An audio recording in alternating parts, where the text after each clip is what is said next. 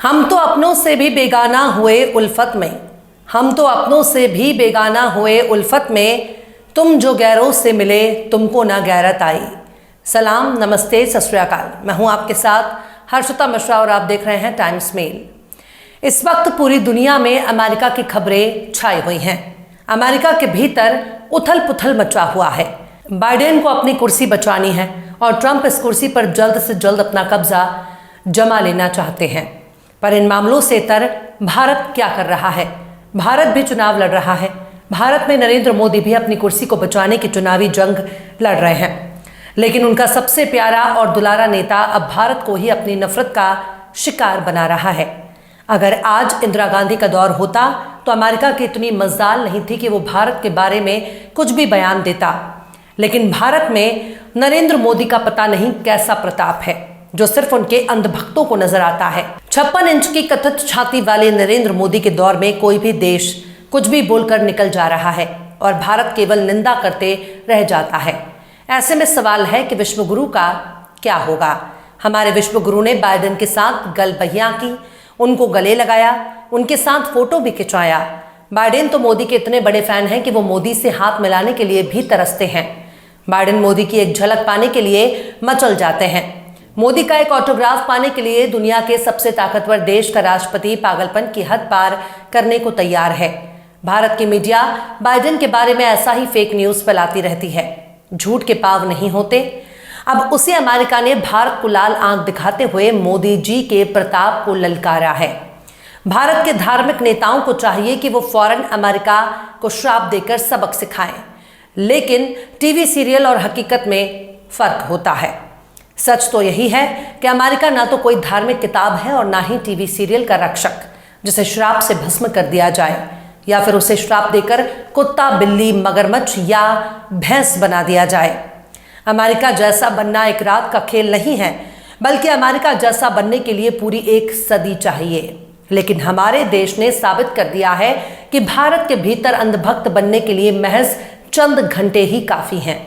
लेकिन अमेरिका ने जिस तरह की बयानबाजी भारत के खिलाफ की है, उससे न केवल नरेंद्र मोदी के विश्वगुरु अवतार को झटका लगा, बल्कि भारत में मोदी को भगवान बनाने वाले संघ के पुरोधाओं को भी झटका लगा है।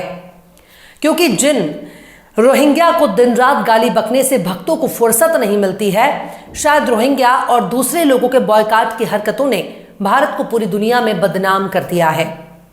और इस बदनामी का ताज भी हमारे मोदी जी के सिर पर लगाया जाना चाहिए। अमेरिका के राष्ट्रपति जो बाइडेन ने चीन, रूस, जापान के साथ साथ भारत के खिलाफ भी बयानबाजी कर रहे हैं। वो अब अपनी सियासी बयानबाजी को भारत की तरफ भी मोड़ रहे हैं। बाइडेन ने भारत, चीन, रूस और जापान को ज़ोनोफोबिक देश कहा है। ज़ोनोफोबिक उनको कहा जाता है जो बाहरी लोगों से नफरत करते हैं। यानी बाइडेन ने भारत को एक ऐसा देश कहा जो दूसरे देशों के लोगों से नफरत करता है। बाइडेन ने बयान देने से पहले एक बार भी ये नहीं सोचा कि भारत किस हद तक अमेरिका को पसंद करता है। कम से कम मोदी के साथ उनको अपनी यारी के बारे में तो सोचना चाहिए था। बीते साल ही भारत के अखबारों, न्यूज़ चैनलों और वेबसाइटों ने खबर लिखना शुरू करा कि बाइडेन ने मोदी जी से ऑटोग्राफ मांगा है। अमेरिकी राष्ट्रपति के साथ मोदी की बातचीत की तस्वीरें भी इस एंगल से खींची गई कि जिन्हें देखकर ऐसा लग रहा था कि मानो बाइडेन हमारे मोदी जी से बहुत ही नज़दीकी जाहिर करना चाहते हैं, पर मोदी ही उनको ज़्यादा अहमियत नहीं दे रहे हैं। जाहिर है 2024 के लोकसभा चुनाव से पहले ही गोदी मीडिया ने मोदी को विश्वगुरु के तौर पर पेश करना शुरू कर दिया था। आज भी भारत का गोदी मीडिया मोदी को विश्वगुरु के तौर पर पेश कर रहा है, पर भारत की शाख पर अमेरिका सवाल उठा रहा है। वो भारत को बार बार नीचा दिखाने की कोशिश कर रहा है। जो बाइडेन के इस बयान के बाद पुरजोर मुखालिफत की जा रही है। बाइडेन ने कहा कि चीन, जापान और भारत में ज़ोनोफोबिया की वजह से ही विकास धीमा है। उनका मानना है कि माइग्रेशन अमेरिकी इकोनॉमी के लिए बहुत अच्छा रहा है, लेकिन ये देश ज़ोनोफोबिया की भावना की वजह से माइग्रेशन के नाम से डरते हैं। सबसे गौर करने वाली बात यह है कि बाइडेन का बयान ऐसे वक्त में सामने आया है जब अमेरिका में इस साल नवंबर में राष्ट्रपति चुनाव होने वाला है। बाइडेन भी चुनावी रैलियों को संबोधित कर रहे हैं। बुध के रोज बाइडेन ने एशियाई और दूसरे गैर अमेरिकी मूल के लोगों को एक चुनावी जनसभा में संबोधित किया था और उसी दौरान भारत के खिलाफ उनके मन का जहर बाहर आ गया। बाइडेन ने कहा कि हमारी इकोनॉमी के आगे बढ़ने की वजह आप जैसे ही लोग हैं। हम गैर मुल्की लोगों का इस्तकबाल करते हैं, उनका वेलकम करते हैं, लेकिन कई देश गैर मुल्कियों को बोझ समझते हैं।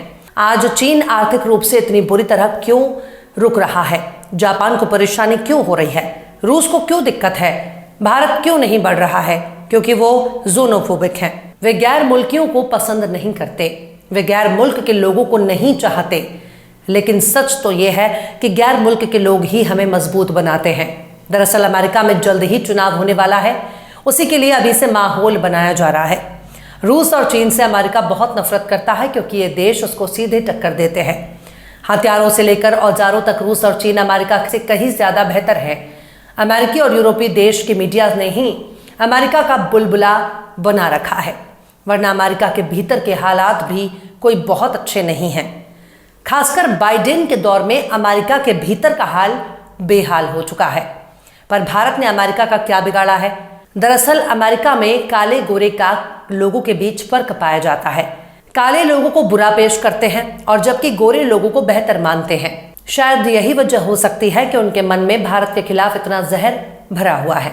भारत और अमेरिका के बीच दोस्ताना रिश्ता आज से नहीं बल्कि बरसों पुराना है। हाँ, उतना पुराना नहीं जितना पुराना इजराइल और अरब देशों के साथ है। शायद इसी वजह से भारत उतना प्यारा नहीं है जितना प्यारा इजराइल और अरब है। इजराइल बनाने वाले भी पश्चिमी देश हैं और तुर्कों की आलिशान खिलाफत को तोड़कर अरब के देश बनाने वाले पश्चिमी देश हैं। पर भारत में इसका ठीक उल्टा हुआ।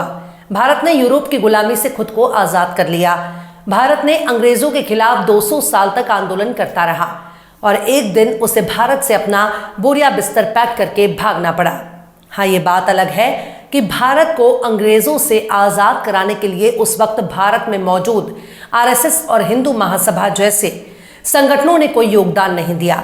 जिस वक्त सुभाष चंद्र बोस अंग्रेजों के खिलाफ आजाद हिंद फौज में लोगों को शामिल होने के लिए बुला रहे थे, उस वक्त भाजपा और संघ का प्रिय हीरो और तथाकथित वीर कहे जाने वाला सावरकर अंग्रेजों की सेना में शामिल होने के लिए लोगों से कह रहा था।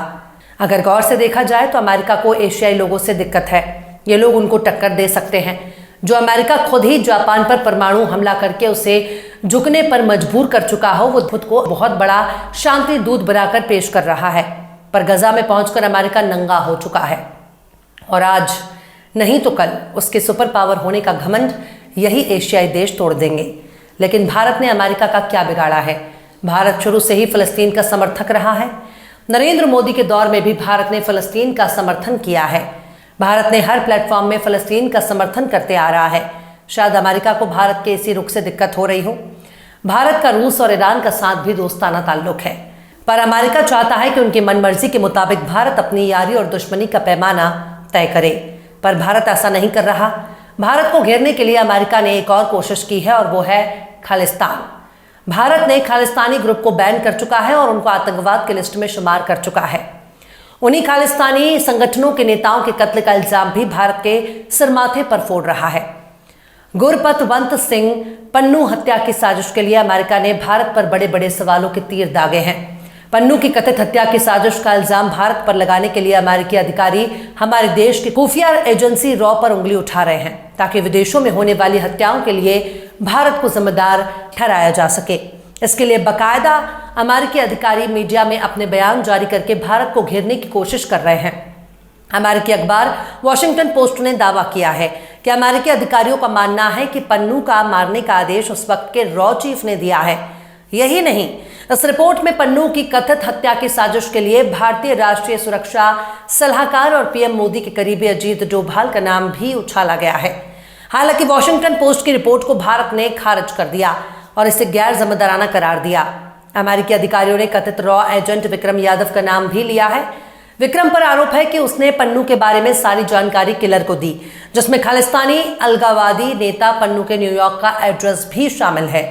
पन्नू खालिस्तान आंदोलन के प्रमुख नेताओं में से एक है और सिख फॉर जस्टिस का कानूनी सलाहकार और प्रवक्ता है।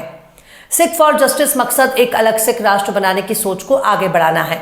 भारत सरकार ने पन्नू को आतंकवादी घोषित किया। अमेरिकी नेताओं के साथ भारत की दोस्ती को बहुत ही शानदार माना जाता है, लेकिन ये दोस्ती सिर्फ फोटो खिंचाने के लिए है या फिर वाकई अमेरिका ने भारत को एक अच्छा दोस्त समझा है?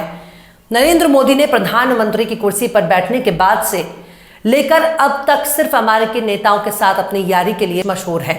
शायद वो ये सोचते हैं कि अमेरिकी नेता उनके बहुत गहरे दोस्त हैं, लेकिन सच यही है कि वो भारतीय नेता के साथ मिल रहे होते हैं, ना कि नरेंद्र मोदी से। उनको नरेंद्र मोदी की इमेज और नरेंद्र मोदी की काबिलियत से कोई मतलब नहीं है। इस बात को हमारे विश्वगुरु प्रधानमंत्री को जितना जल्दी हो सके समझ लेना चाहिए। बहरहाल चलते चलते आखिर में शकील बदायूनी ने भी क्या खूब फरमाया है, दुनिया की रिवायात से बेगाना नहीं हूं, दुनिया की रिवायात से बेगाना नहीं हूं, छेड़ो ना मुझे मैं कोई दीवाना नहीं हूं। फिलहाल इस खबर में बस इतना ही। इस खबर को आप हमारे साथी शम्स तबरेज की कलम से सुन रहे थे। आपको कैसा लगा कमेंट बॉक्स में आप जरूर बताइएगा। वीडियो पसंद आए तो लाइक करें। हमारे वीडियो को डाउनलोड करके सोशल मीडिया पर अपलोड करने पर यूट्यूब और फेसबुक आपको ऑटोमेटिक कॉपीराइट स्ट्राइक भेजकर यूट्यूब चैनल और फेसबुक को बंद कर सकता है।